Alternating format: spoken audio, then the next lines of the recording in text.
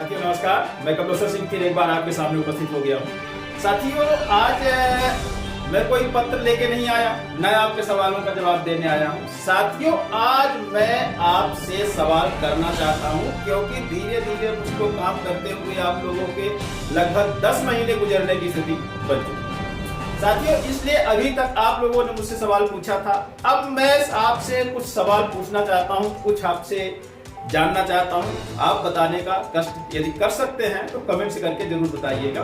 साथियों साथ में एक चीज हम आपको और बता दें, अपनी पिछले वीडियो में मैंने आपको बताया था कि एक अनुबंधित एनएचएम के साथ जो एजेंसी थी उसके कर्मचारियों को संविदा में कन्वर्ट कर दिया गया है।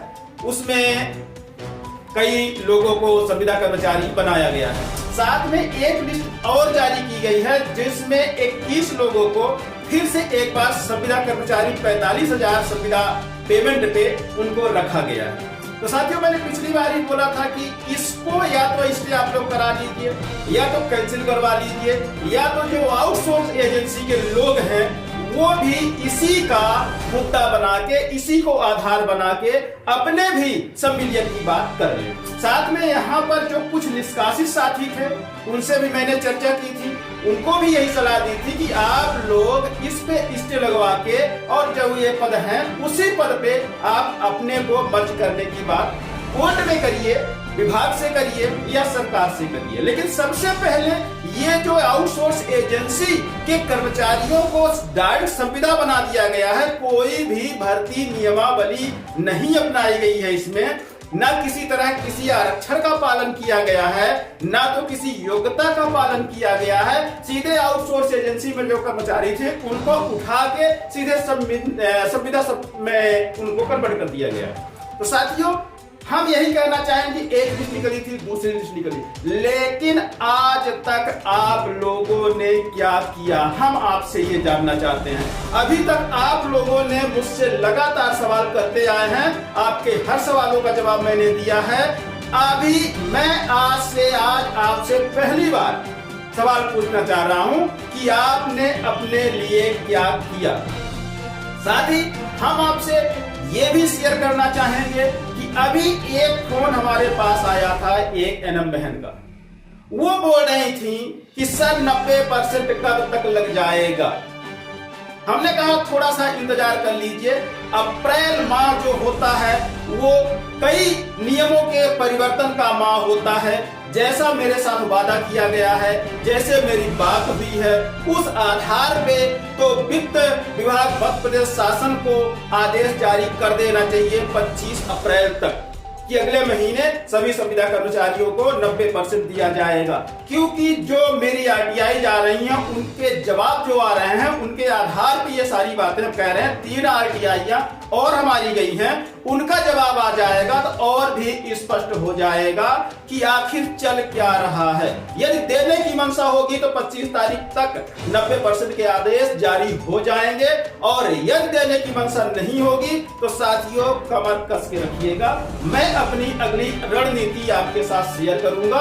अभी तक मैं अकेला लड़ा हूं आपके लिए, अब आप मेरा साथ दे देना, सब कुछ संभव हो जाएगा। साथियों मैंने जब उस एनएम बहन का फोन आया, उनने 90% के बारे में पूछा, तो हमने उनको यही चीज बताया जो आपसे हम शेयर कर रहे हैं, अभी हमने आपको अभी बताया है। साथ में साथियों उनने फिर क्या कहा वो चीज सुनिए, बहुत ही वो शब्द सुन के बहुत मजा आया मुझे, हो सकता है आपको ही मजा आएगा। उन्होंने कहा आगे एनएम बहन ने मुझे बताया कि संविदा स्वास्थ्य कर्मचारी संघ के जो पदाधिकारी लोग हैं उनको हमने 300 रुपए दिए हैं, और साथ में सीएचओ लोग जो हैं वो भी 500 रुपए दी हैं। तो मुझे थोड़ा यहाँ पे हंसी आई। हमने कहा मैडम पैसे आप संविदा स्वास्थ्य कर्मचारी संघ को दे रहे हैं और सवाल आप मुझसे पूछ रहे हैं कि सर 90% का आदेश कब तक आ जाएगा।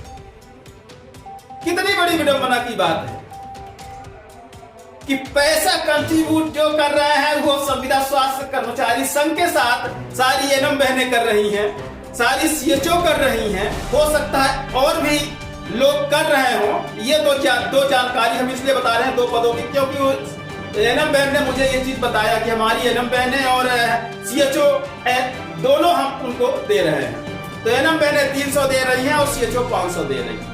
अब यहाँ विडंबना देखिए, पैसे संविदा स्वास्थ्य कर्मचारी संघ को जा रहा है और सवाल मुझसे पूछा जा रहा है।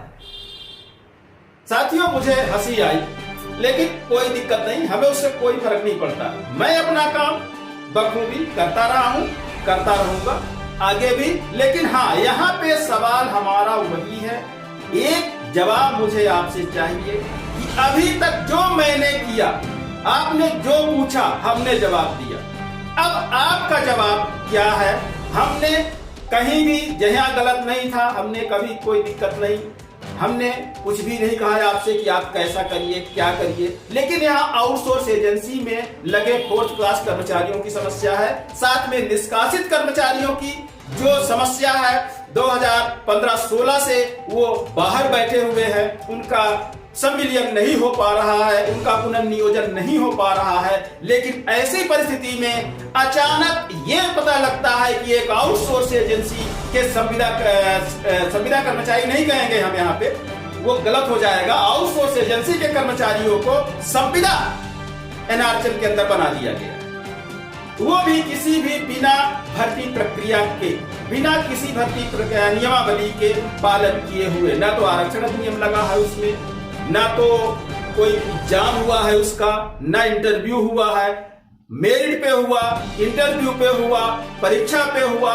कैसे हुआ इसकी जानकारी कुछ भी नहीं है, क्योंकि एनएचएम ने कोई भी ऐसा कंडक्ट नहीं कराया है एग्जाम या परीक्षा।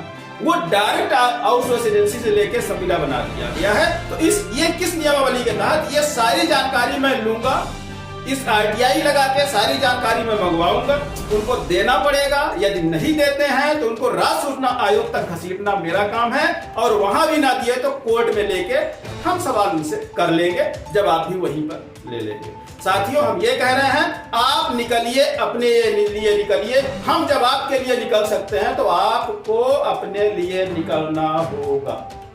साथियों, इन्हीं शब्दों के साथ लेते हैं विदा। अगले अपडेट में हम फिर बताएंगे। यहाँ एक चीज बताना हम जरूरी समझेंगे कि हमारी 3 आरटीआई वित्त विभाग में जा चुकी हैं। 90% के मामले में उनने जवाब दे दिया था, बता दिया था कि 90% किया जाएगा। अब मई में आपके सारे कर्मचारियों का 90% लग के आ जाएगा। यदि नहीं लगता है तो हम अगली तैयारी करके रखे हैं, आप भी उस काम के लिए तैयार रहिए। तैयारी क्या है हम आपको आगे अपडेट करेंगे। साथियों, इन्हीं शब्दों के साथ देते हैं विदा।